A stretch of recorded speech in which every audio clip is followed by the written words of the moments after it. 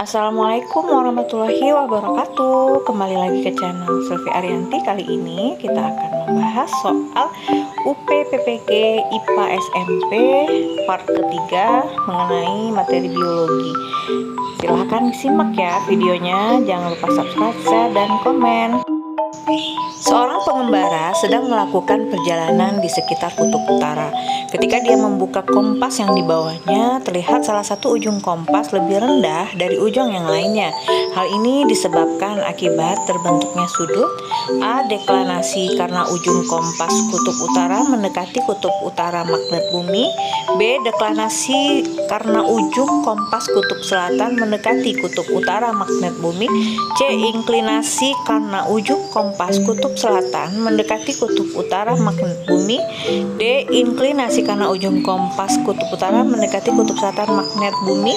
E. Deklinasi karena ujung kompas kutub utara mendekati kutub selatan magnet bumi. Di sini saya akan menjelaskan pengertian sudut deklinasi dan inklinasi magnet bumi.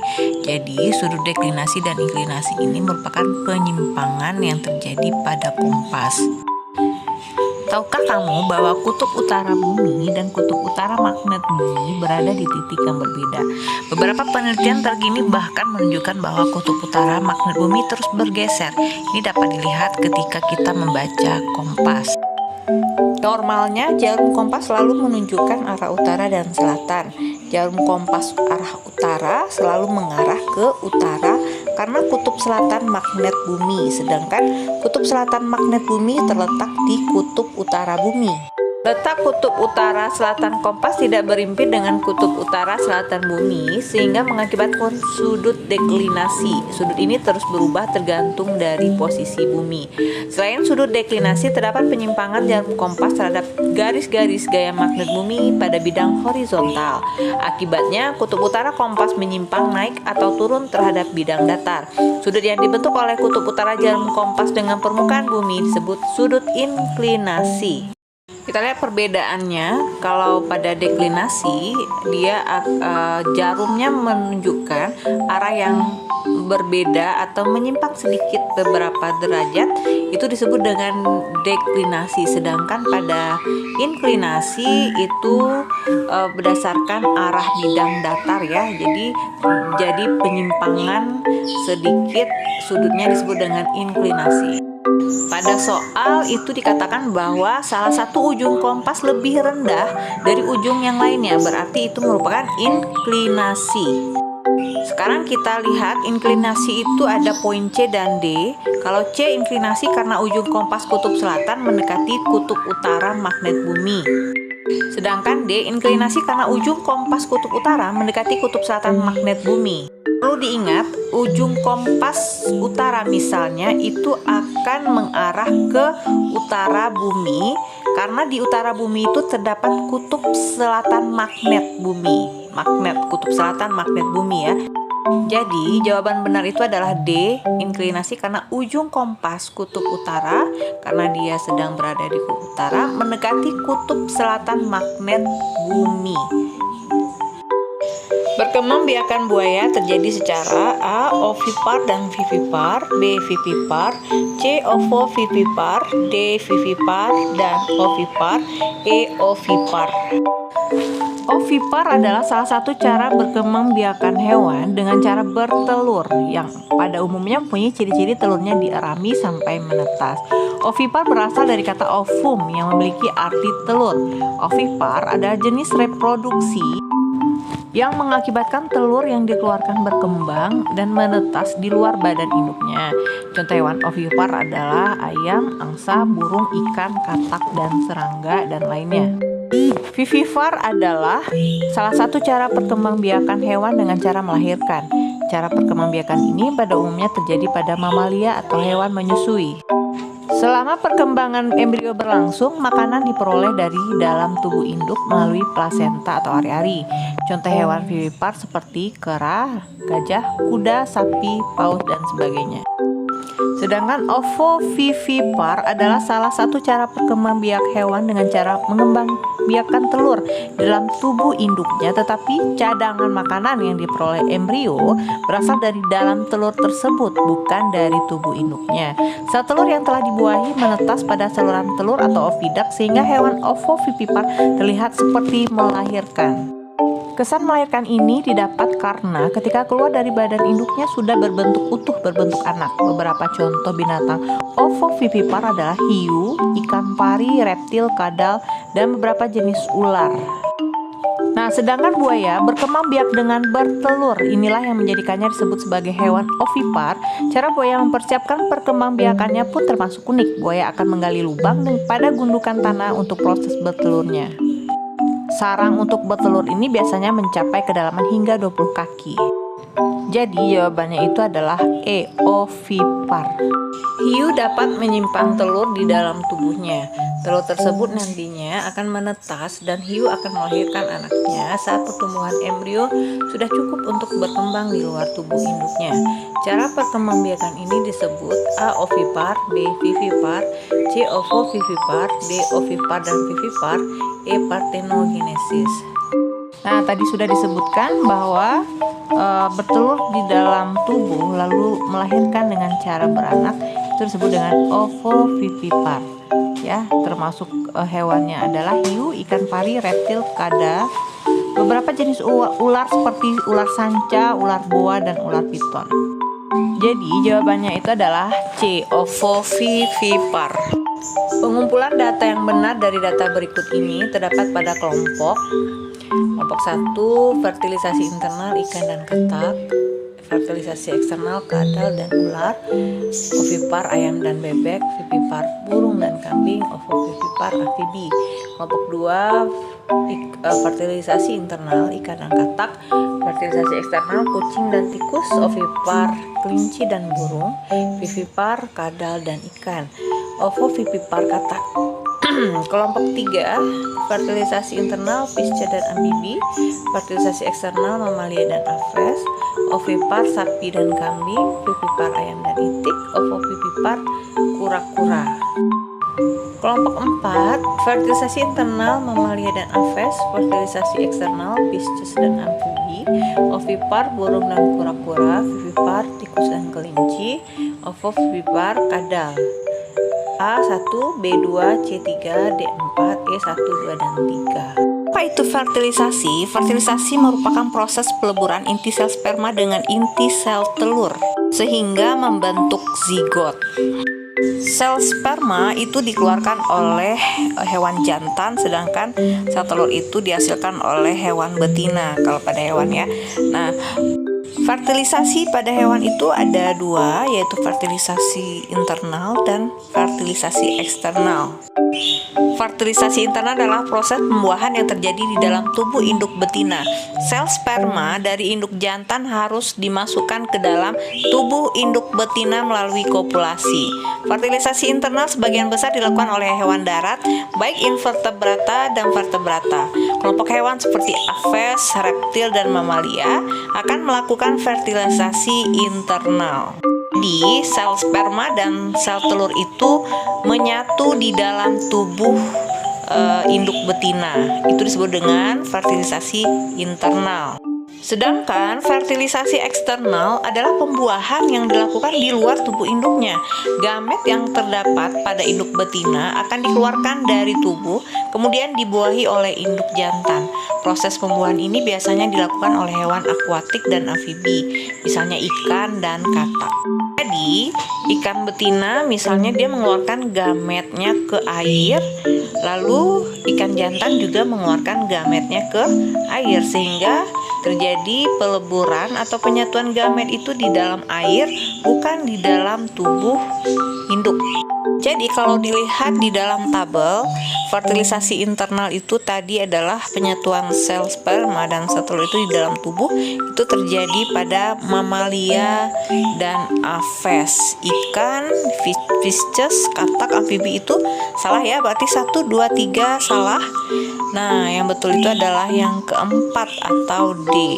Kita lihat lagi fertilisasi eksternalnya, Pisces dan amfibi. Untuk yang keempat ya, ovipar, burung dan kura-kura, vivipar, tikus dan kelinci, ovovivipar, kadal. Jadi benar untuk yang keempat. Sekelompok siswa berhasil mengumpulkan data dari pengamatan terhadap cara berkembang biak pada tumbuhan bawang, singkong, dan jahe seperti berikut. 1. Tumbuhan dapat bereproduksi dengan menggunakan bagian tumbuhan seperti akar, batang, maupun daun.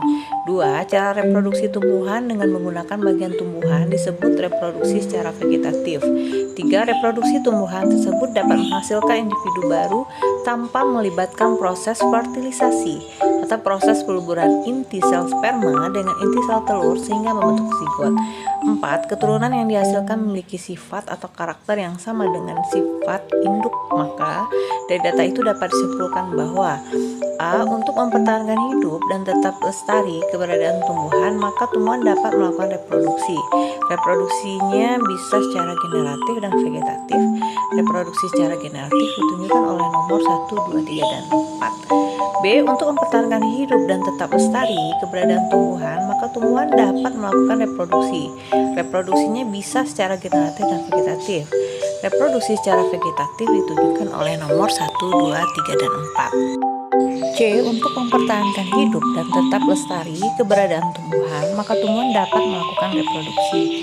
Reproduksinya bisa secara generatif dan vegetatif. Reproduksi secara generatif ditunjukkan oleh nomor 1, 3, dan 4. D. Untuk mempertahankan hidup dan tetap lestari keberadaan tumbuhan, maka tumbuhan dapat melakukan reproduksi. Reproduksinya bisa secara generatif dan vegetatif. Reproduksi secara vegetatif ditunjukkan oleh nomor 2, 3, 4. E. Untuk mempertahankan hidup dan tetap lestari keberadaan tumbuhan, maka tumbuhan dapat melakukan reproduksi. Reproduksinya bisa secara generatif dan vegetatif. Reproduksi secara generatif ditunjukkan oleh nomor 2, 3, dan 4. Jadi dari pernyataan 1 sampai 4 itu menunjukkan proses reproduksi vegetatif. Bedanya apa? Vegetatif itu tanpa melakukan perkawinan, sedangkan reproduksi generatif ini perlu terjadinya perkawinan antara jantan dan betina, seperti itu kalau pada hewan. Nah, untuk jawabannya itu adalah vegetatif, yaitu B. Untuk mempertahankan hidup dan tetap lestari keberadaan tumbuhan, maka tumbuhan akan melakukan reproduksi baik secara generatif dan vegetatif. Reproduksi secara vegetatif 1, 2, 3, dan 4, yaitu B. Ketika mengamati tumbuhan pegagan, arbei, kentang, dan cocor bebek, ternyata dapat menghasilkan keturunan secara vegetatif. Hal ini dikarenakan oleh A. dapat melakukan proses fertilisasi sehingga membentuk zigot, kemudian embrio dan anak tumbuhan tersebut oleh sel meristem. B. Tumbuhan dapat melakukan reproduksi aseksual karena tumbuhan memiliki sel-sel amitosis dan mitosis serta sel meristem. C. Kemampuan untuk berkembang menjadi berbagai jenis sel penyusun jaringan dan organ tumbuhan yang disebut sel meristem. D. Dari akar, batang, daun, dan umbi dapat melakukan fertilisasi sehingga membentuk zigot, kemudian embrio dan anak tumbuhan tersebut dari sel meristem. E. Putik dan sebut sari pada bunga tanaman tersebut dapat melakukan penyerbukan. Jadi vegetatif itu ada dua, vegetatif alami dan vegetatif buatan. Contoh vegetatif alami dengan membelah diri, contohnya spirulina. Tunas biasa, contohnya pisang, bambu, dan palem. Tunas adventif, daun dan cocor bebek dengan akar rimpang atau batang yang tumbuh mendatar ke dalam, contohnya lengkuas, jahe sansevieria. Dengan umbi batang atau batang yang membengkak, contohnya kentang dan ubi jalak. Dengan umbi akar yang membengkak, contohnya dahlia, ketela pohon. Dengan umbi lapis, modifikasi batang dan daun yang berlapis, contohnya bunga bakung, bawang merah. Dengan geragi, batang yang tumbuh menjalar di atas permukaan tanah, contohnya stroberi. Sedangkan vegetatif buatan merupakan perkembangbiakan yang terjadi karena adanya campur tangan manusia, contohnya stek, mencangkok, berunduk, menempel, memakai tunas, menyambung dan kultur jaringan. Untuk yang A salah karena ada proses fertilisasi. Untuk yang B itu juga bukan, karena ada sel-sel amitosis. Sel amitosis itu ada pada bakteri biasanya ya. Kalau untuk C bisa. Yang D juga salah karena melakukan fertilisasi. Yang kita ketahui bahwa fertilisasi itu merupakan reproduksi generatif, bukan vegetatif. Untuk yang E juga salah. Putik dan sabuk sari jika mengalami penyerbukan itu merupakan reproduksi generatif karena menggunakan gamet. Jadi isi yang benar itu adalah C, memiliki kemampuan untuk berkembang menjadi berbagai jenis sel penyusun jaringan dan organ tubuhan yang disebut dengan sel meristem. Jadi sel meristem ini merupakan sel yang selalu membelah diri, seperti itu. Lumut memiliki siklus hidup yang menunjukkan adanya pergiliran keturunan atau metagenesis generasi gametofit pada lumut ialah A. Protalium, B. Protonema, C. Tumbuhan lumut, D. Proteka, E. Profilerasi. Lumut yang merupakan kingdom plantae ini mengalami pergiliran keturunan atau metagenesis. Dalam daur hidupnya, lumut mengalami dua fase kehidupan, yaitu fase gametofit atau haploid dan fase sporofit atau diploid. Alat perkembangbiakan jantan berupa antheridium dan alat perkembangbiakan betina berupa archegonium. Jadi ini adalah metagenesis lumut. Spora membentuk protonema atau lumut muda, lalu membentuk gametofit berupa tumbuhan lumut dewasa atau tumbuhan lumut, lalu menghasilkan archegonium dan antheridium. Archegonium ini menghasilkan sel telur, antheridium menghasilkan spermatozoid, lalu sel telur dan spermatozoid akan melebur menjadi zigot. Zigot akan berkembang menjadi sporofit atau sporogonium lalu menghasilkan sporangium, seperti itu. Lalu sporangrium menghasilkan spora, lalu akan terjadi daur siklus hidup seperti itu terus ya. Jadi untuk fase gametofit pada lumut itu adalah C, tumbuhan lumut seperti yang kita saksikan pada gambar tadi. Perhatikan diagram persilangan tanaman bunga Linaria marocana. B1 A besar A kecil, B kecil B kecil disilangkan dengan A kecil A kecil, B besar B besar. A besar A kecil, B kecil B kecil itu merah, A kecil B besar itu putih. Dihasilkan F1-nya A besar A kecil, B besar B kecil, yaitu warna ungu. Apabila keturunan F1 disilangkan dengan tanaman bunga warna merah, A besar A kecil B kecil B kecil, persentase tanaman bunga putih pada keturunannya sebanyak A 25%, B 37,5%, C 50%, D 62,5%, E 87,5%. Di sini F1 atau ungu, A besar A kecil, B besar B kecil, disilangkan dengan berwarna merah, yaitu A besar A kecil, B kecil B kecil.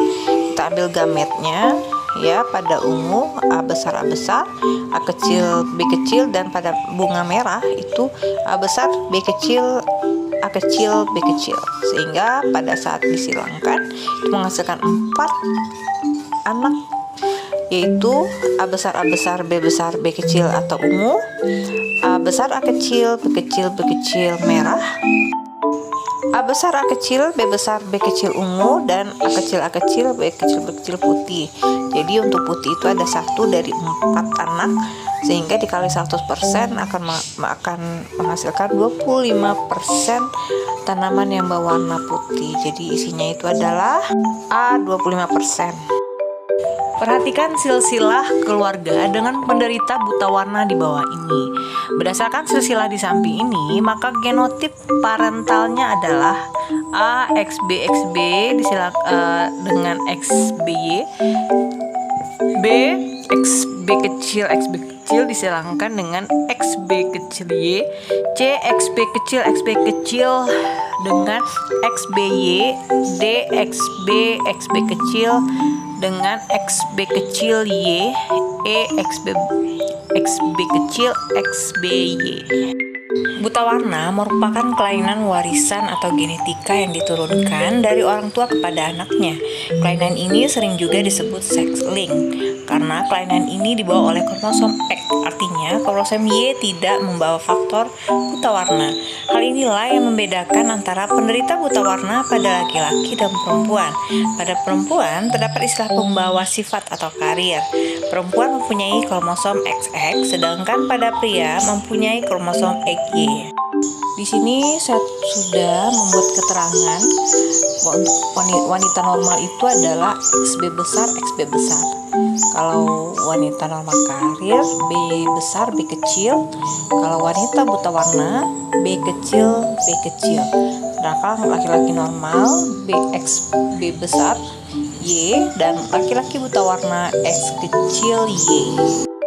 Di sini harus diingat bahwa wanita itu XX sedangkan laki-laki adalah XY. Anak-anak yang dihasilkan itu adalah XB besar, XB kecil, wanita normal karier. Karena B besar, B kecil berarti dia pembawa, tapi dia normal seperti itu.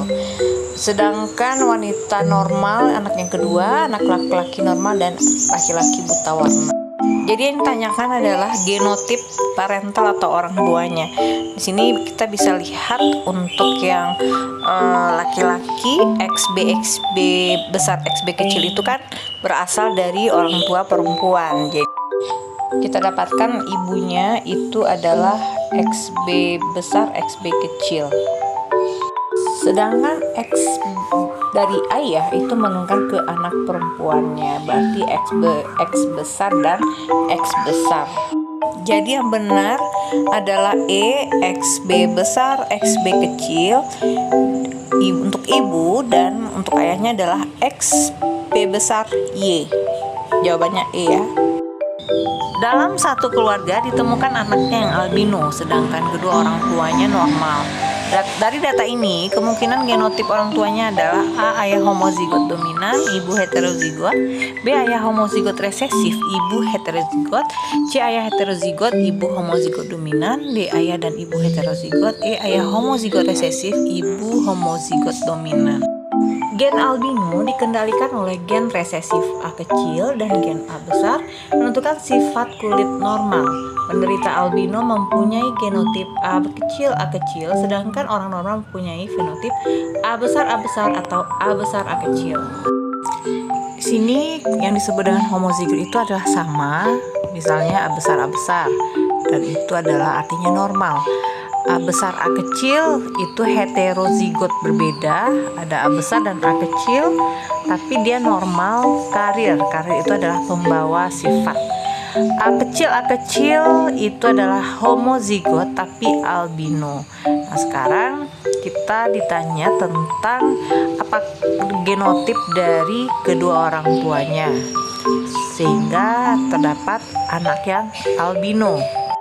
Jika orang tua normal dan ada anak yang albino, berarti masing-masing orang tuanya itu adalah heterozigot atau pembawa. Nah, berarti isinya itu adalah D. Ayah dan ibu heterozigot. Pak Benny memiliki berat badan yang melebihi batas ideal dan memiliki kebiasaan merokok. Tiba-tiba beliau merasakan sesak nafas, lemas, dan nyeri dada yang menjalar ke lengan atau punggung. Selain itu, Pak Benny juga merasakan mual dan muntah disertai keringat dingin.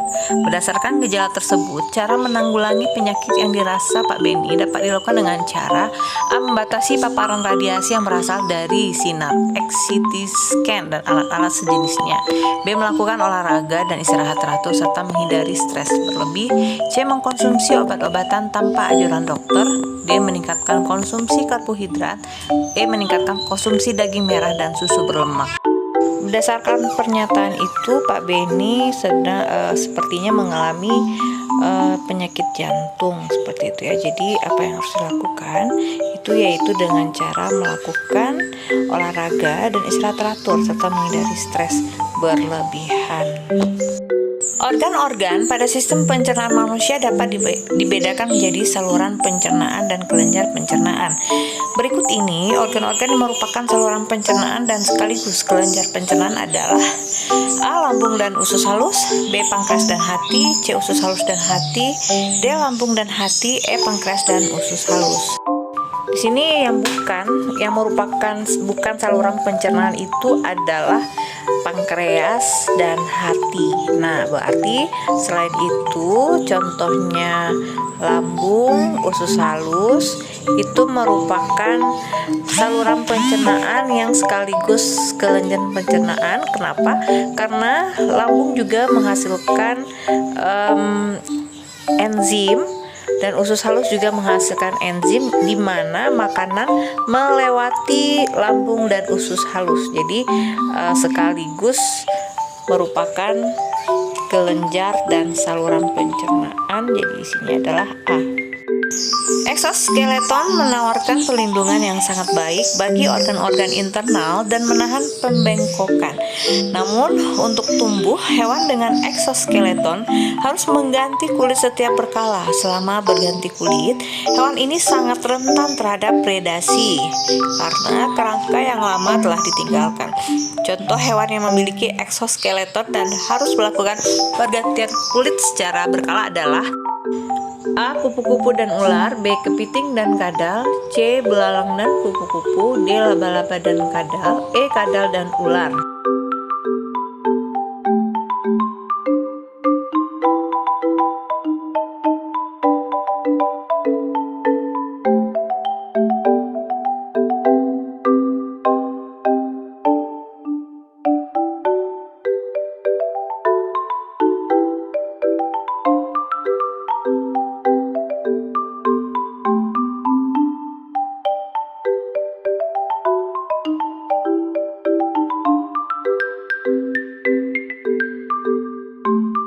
Seseorang mengalami kondisi penyempitan arteri karena penumpukan plak pada dinding arteri akibat pola diet yang tinggi akan lemak dan rendah serat.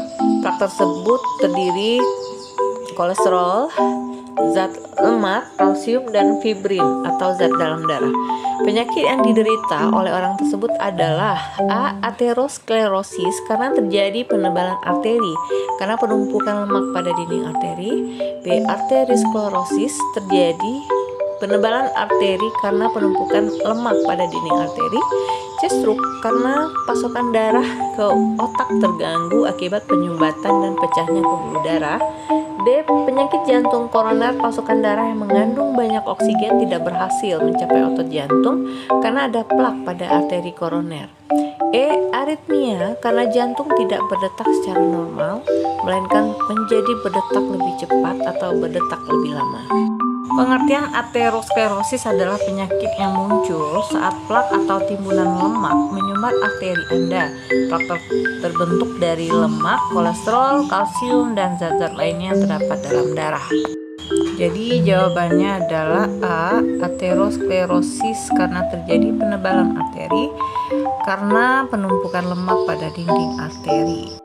Secara geologis, Indonesia terletak pada pertemuan tiga lempeng utama dunia, yaitu lempeng Indo-Australia, lempeng Eurasia, dan lempeng Pasifik. Negara yang kita huni ini mendapat julukan Ring of Fire atau lingkar api Pasifik.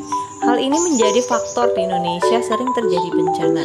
Jika di daerah pegunungan yang memiliki jumlah tumbuhan yang sangat terbatas dan kontur tanah yang labil, maka mitigasi yang paling utama dalam pencegahan akan terjadinya bencana dapat berupa A. Membangun terasering dengan sistem drainase yang tepat, B. Membuat peta rawan bencana tanah longsor, C. Melakukan pembuatan tanggul penahan runtuhan bantuan, D. Penutupan rekahan di atas lereng, E. Melakukan reboisasi di hutan yang gundul. Jawaban yang tepat itu adalah membangun terasering dengan sistem drainase yang tepat, yaitu A. Di daerah subtropis yang memiliki 4 musim setiap tahunnya, posisi matahari terkadang berada lebih mendekati horizon langit. Jika kita sedang berada di Australia, posisi Australia berada di belahan bumi selatan, dan kita melihat posisi matahari sepanjang hari berada di dekat horizon langit sebelah utara. Bagaimanakah kondisi musim yang sedang dialami saat itu? A. Musim panas di sekitar bulan Juni karena posisi matahari saat itu tepat berada di titik balik utara. B. Musim dingin di bulan Desember karena posisi matahari saat itu tepat berada di titik balik utara. C. Musim panas di sekitar bulan Desember karena posisi matahari saat itu tepat berada di titik balik utara. D. Musim dingin di sekitar bulan Juni karena posisi matahari saat itu tepat berada di titik balik utara.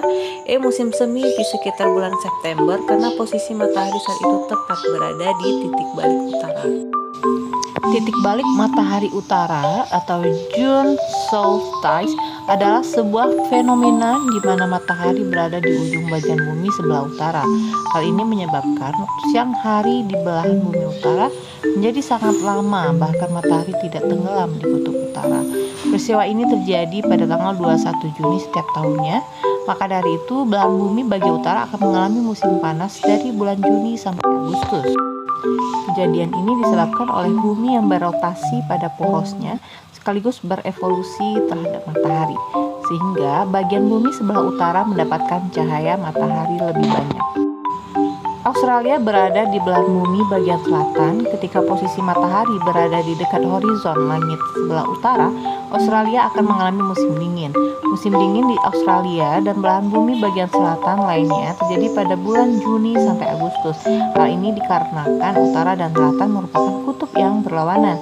Jadi, ketika terjadi peristiwa titik balik matahari utara, di belahan bumi bagian selatan merasakan waktu siang terpendek pada tanggal 21 Juni atau matahari cepat terbenam.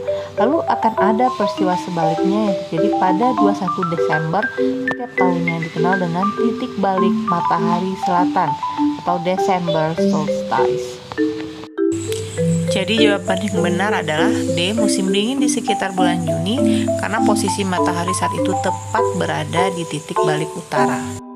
Selain berotasi dan berevolusi terhadap bumi, bumi bersama dengan bulan juga mengelilingi matahari. Apabila ditentukan kala rotasi bumi 1 hari, kala revolusi bumi 366 hari, serta kala revolusi dan rotasi bulan yaitu 29,5 hari, maka perbandingan banyaknya rotasi bumi dengan banyaknya revolusi bulan ketika bumi telah menempuh seperempat lintasan revolusinya adalah A 1:1, B 29,5:1, C 91,5:1, D 366:1, E 60:1. Bumi berotasi pada 1/4 lintasan revolusi bumi terhadap matahari, berarti 1/4 kali 366 adalah 31,5 atau 32 hari.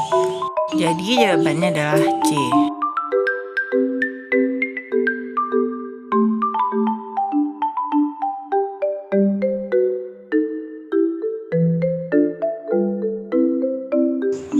Perhatikan pernyataan berikut. 1. Kutub selatan lebih mendekati matahari, sedangkan kutub utara lebih menjauhi matahari.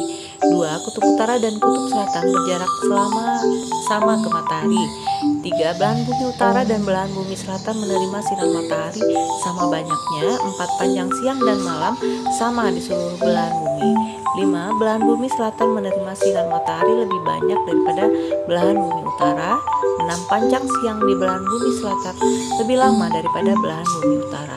Kombinasi revolusi bumi menyebabkan gerak semu tahunan matahari, sehingga terjadi perubahan musim di belahan bumi yang terjadi antara tanggal 21 Maret dan 22 September adalah A 123, B 345, C 156, D 234, E 456.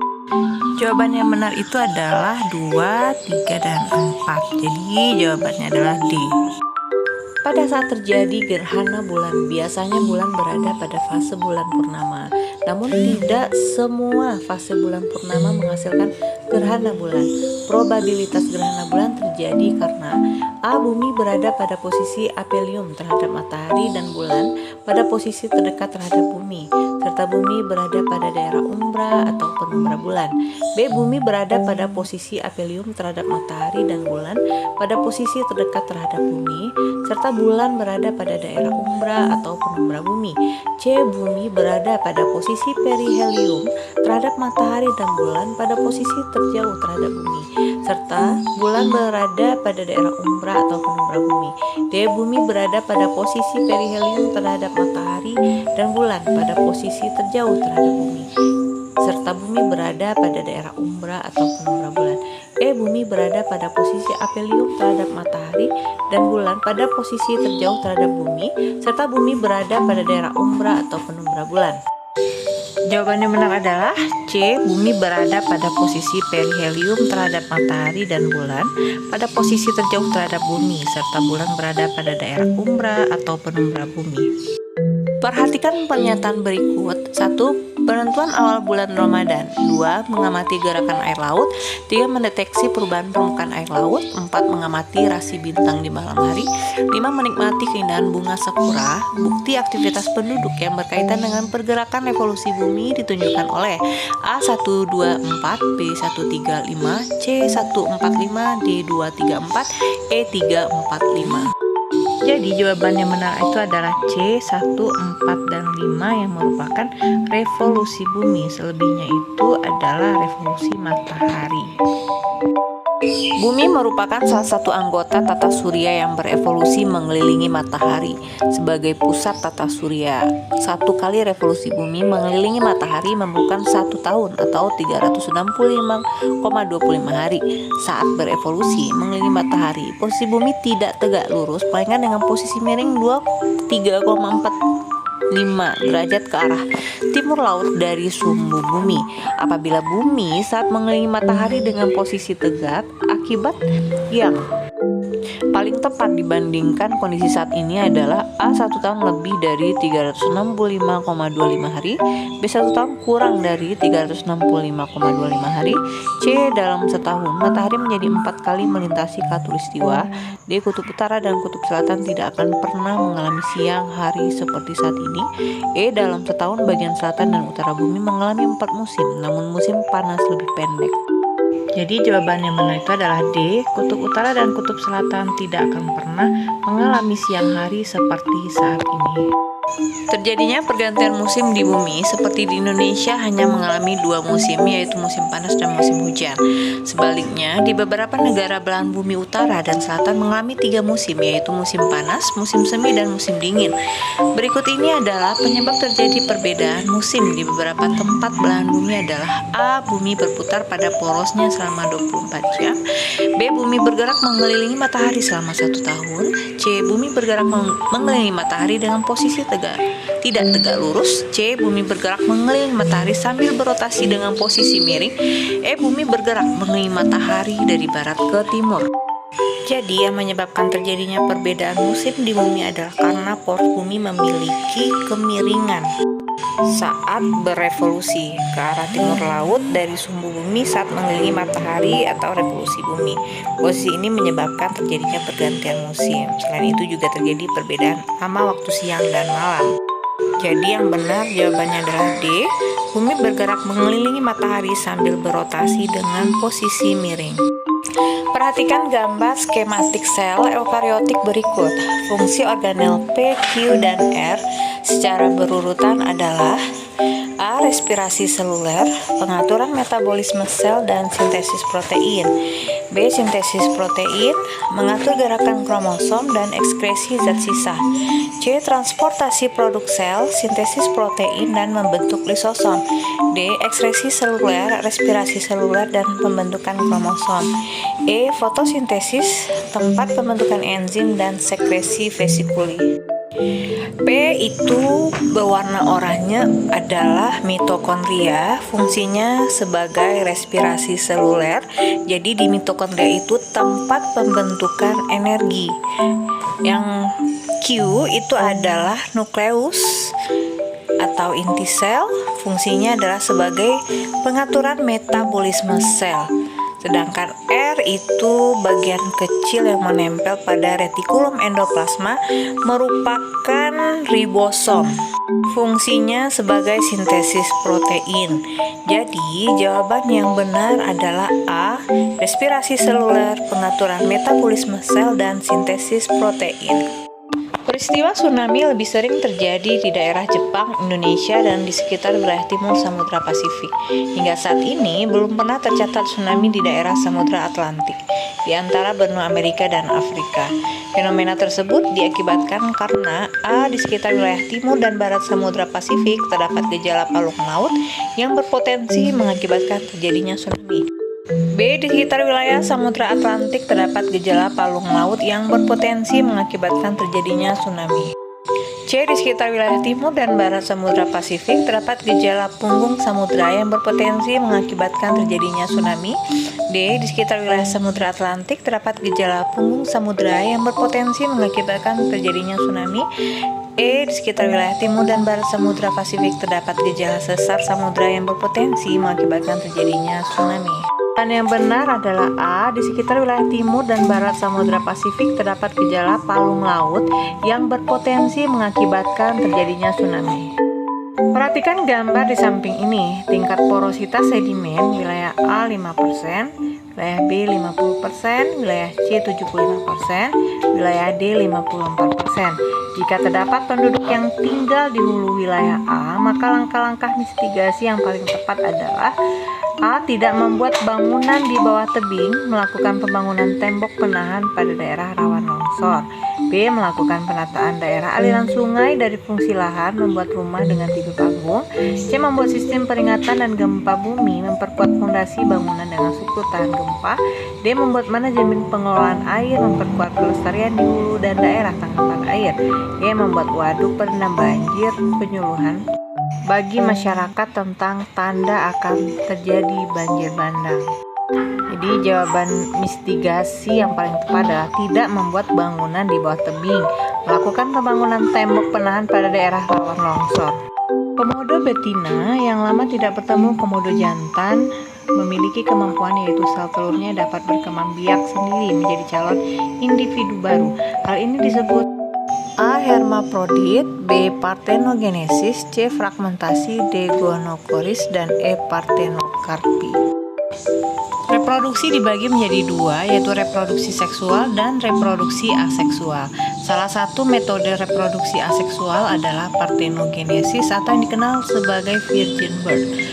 Komodo betina, hiu betina, dan juga ular betina yang diisolasi dalam kebun binatang tanpa pernah bertemu jantan tiba-tiba menghasilkan anak. Anak yang sehat dan berkembang dengan baik tanpa adanya proses perkawinan. Hal yang menyudutkan ini disebut ilmuwan sebagai parthenogenesis. Apakah itu parthenogenesis? Kata parthenogenesis berasal dari bahasa Yunani parthenos yang berarti perawan dan genesis yang berarti asal, sehingga parthenogenesis sering disebut virgin birth atau kelahiran perawan. Jadi jawaban yang benar adalah B. Parthenogenesis.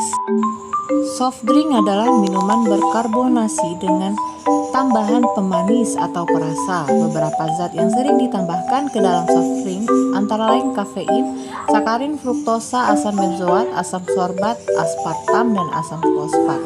Asam fosfat terbukti dapat menghambat absorpsi kalsium. Kadar fruktosa yang tinggi sebagai pemanis pada soft drink diduga dapat berefek negatif pada tulang. Kesimpulan yang bisa didapatkan dari keterangan di atas adalah A. Soft drink memicu terjadinya arthritis. B. Soft drink dapat memicu terjadinya osteoporosis. C. Soft drink mengganggu proses pertumbuhan anak-anak. D. Soft drink yang berlebihan dapat menyebabkan osteomielitis. E. Asam fosfat dapat menyebabkan osteogenesis. Jadi dari pernyataan mengatakan bahwa asam fosfat dapat menghambat absorpsi kalsium. Jika kalsium berkurang, itu dapat menyebabkan osteoporosis. Jadi jawaban yang benar adalah B. Soft drink dapat memicu terjadinya osteoporosis. Terima kasih sudah menyaksikan video di channel ini. Semoga bermanfaat. Jangan lupa subscribe, like, komen, dan share ya. Akan ada video menarik lainnya. Assalamualaikum warahmatullahi wabarakatuh.